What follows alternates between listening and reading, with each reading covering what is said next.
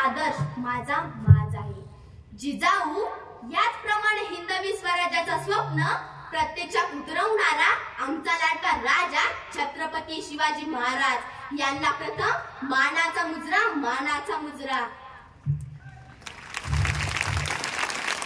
आदरणीय व्यासपीठ, आदरणीय गुरुजन आणि या ठिकाणी बसलेले माझे प्रिय मित्र मैत्रिणींनो, मला सांगायला अत्यंत आनंद होत आहे की खरंच भारताची वाटचाल महासत्तेच्या दिशेने होत आहे. हे कसे काय तर अनेक गोष्टींचा उल्लेख या ठिकाणी आपल्याला करता येईल. भारताचे पंतप्रधान श्रीमान नरेंद्र मोदी यांनी गेल्या 8-10 वर्षापासून डिजिटल इंडियावर भर दिला आहे. अनेक कामे ऑनलाईन केली जात आहे. वेळ व श्रम वाचले आहे. पारदर्शकता वाढली आहे. छोटे मोठे आर्थिक व्यवहार फोन पे, गुगल पे, ऑनलाईन पेमेंटच्या माध्यमातून होत आहे. फिजिकल पेक्षा डिजिटल इंडियाचे महत्त्व वाढले आहे व भ्रष्टाचाराला बऱ्याच प्रमाणात आळा बसला आहे. आता तर मोदीजींनी डिजिटल युगाकडून जादुई आर्टिफिशियल इंटेलिजन्सच्या धुरेत सुद्धा भारताला नेऊन पोहोचवले आहे. हा असा मोठा तांत्रिक बदल आहे की जो इंटरनेटच्या युगात खूपच क्रांतिकारक ठरत आहे.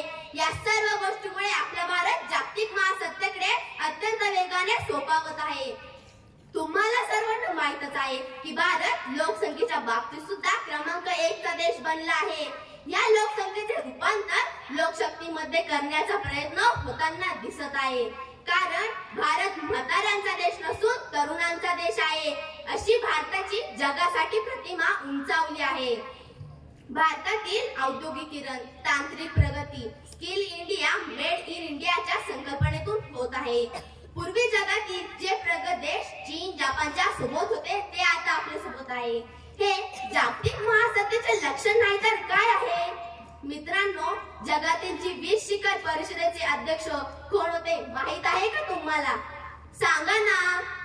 तर आपल्या बलवान भारताचे पंतप्रधान नरेंद्र मोदी हे जे 20 शिखर परिषदेचे अध्यक्ष आहे, यावरून जगावर सुद्धा वर्चस्व आहे हे सिद्ध होते. भारत देशाच्या विकासात महिलांचा सुद्धा वाटा झपाट्याने वाढत आहे. भारताच्या अर्थमंत्री म्हणून श्रीमती निर्मला सीतारामन अत्यंत महत्त्वाची जबाबदारी सांभाळत आहे. राष्ट्रपती सारख्या महत्त्वाच्या पदावर श्रीमती प्रतिभाताई पाटील आणि श्रीमती द्रौपदी मुर्मू या पोहोचू शकलेल्या आहेत. मोठमोठ्या पदावर कर्तव्य बजावताना आपण महिलांना सुद्धा पाहत आहोत. भारताच्या जागतिक महासत्तेची दोरी महिलांनी हाती घेतली आहे. मला पुन्हा हे सुद्धा सांगायचे आहे की भारतातील रस्ते विकास व परिवहन मंत्री श्रीमान नितीन गडकरी यांनी 6 पदरी रस्ते, 8 पदरी रस्ते, समृद्धी महामार्गासारखे स्पीड हायवे, उंच वलाम असे उड्डाणपुले बनवण्यावर भर दिला. यामुळे दळणवळण व्यवस्थेला प्रचंड वेग आला. एवढ्यावरच गडकरी साहेब थांबले नाहीत, तर त्यांनी 2025 पर्यंत भारतातील रस्ते अमेरिकेच्या रस्त्यांशी बरोबरी करतील असे आश्वासन देखील दिले. तसेच त्यांचे दुसरे महत्त्वाचे आव्हान आहे की भारताला जगाकडून एक थेंबही डिझेल पेट्रोल घ्यायची गरज पडणार नाही. कारण पावसाचे पाणी अडवून त्यावर वीज निर्मिती वाढवली जात आहे. इंधनावर चालणारी वाहने आता विजेवर धावू लागली आहे. हळूहळू सौर ऊर्जेवर धावणारी वाहने सुद्धा बनविण्याचा भारताचा प्रयत्न सुरू आहे. कोरोनाच्या काळात तर भारताने कमालच केली आहे.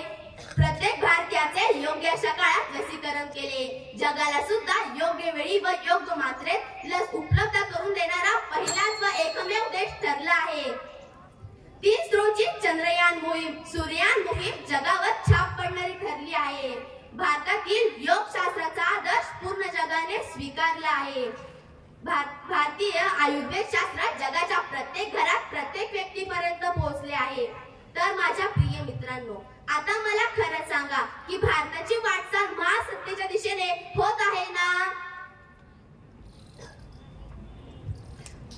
अनेक कामे एकता ही इस देश की पहचान है. अनेक कामे एकता ही इस देश की पहचान है. इसलिए मेरा भारत महान है. इसलिए मेरा भारत महान है. मी ठामपणे सांगू शकते की खरंच भारताची वाटचाल महासत्तेच्या दिशेने होत आहे आणि होतच राहणार. तरी माझे प्रतिस्पर्धक म्हणताय की भारताची वाटचाल महासत्तेच्या दिशेने होत नाहीये.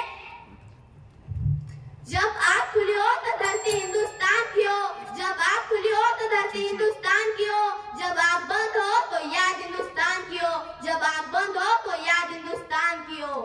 एवढ्या म्हणून मी माझे भाषण संपवते. जय हिंद, जय महाराष्ट्र.